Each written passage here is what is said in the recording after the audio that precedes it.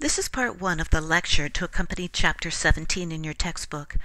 I highly recommend you read Chapter 17 as it contains information you may find helpful, but I just don't have time to address in this lecture. You may pause and replay this video as often as you need to. Okay, let's begin. In Chapter 16, we talked about the different kinds of persuasive speeches and the ways in which you can organize them. Now you need to know how to actually be persuasive. All persuasion is based on argument. When we think about the word argument, we tend to have negative feelings about it because we think about arguments we've had with our parents, significant others, supervisors, and so forth, and those things are not necessarily pleasant. But that's not exactly what I'm talking about. Those kinds of arguments tend to be based mostly on emotions and fallacies, and are not the kinds of arguments that are the basis for persuasive speeches. When scholars use argument, they use it within a much more formal structure, using accepted standards and criteria to determine whether an argument is valid. So any argument has to have these three things in order to be considered a good, valid argument: a claim, evidence, and reasoning. If any of these things are missing, you just don't have a good argument. So let's look at each one of these. A claim is a statement or assertion that you want your audience to accept as true. For instance, maybe you want the audience to believe that motorcycle helmet laws are unnecessary. Well, that's a claim. But you can't just say it and expect your audience to believe it. That's where evidence and reasoning comes in. Evidence is the information that you use to prove to the audience that the claim you're making isn't just an unsupported opinion. Reasoning is the way in which you link the evidence to the claim, the way you show the audience how the evidence supports the claim and proves it to be true. So let's look at each one of these things in turn. In your persuasive speeches, you'll be making several claims. The first and most important claim in your persuasive speech is your thesis. Now, a thesis is the same thing as your central idea, and you can call it a central idea if you want, as long as you realize that is the main claim that you're making in your speech. So if you ask yourself, what is the main thing I want to persuade my audience to believe about this topic? The answer to that question is going to be your thesis.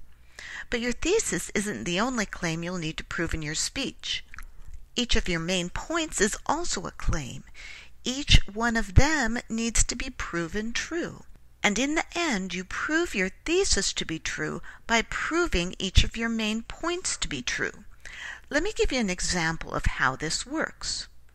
Let's say I'm interested in the whole going green revolution that's an outgrowth of our fears about global warming, pollution, that kind of thing. I do some research and I find evidence that things that we might consider good things to do might actually not be all that good. So I decide to persuade my audience that things we typically do in an effort to help our planet might not be doing what we think they're doing and might not be as good for the planet as we think they are. So here's my thesis. Because there may be some unintended consequences to going green, choosing some green products may not always be the ethical thing to do. Let me ask you, is this speech based on a question of fact? Am I arguing true or false? Value?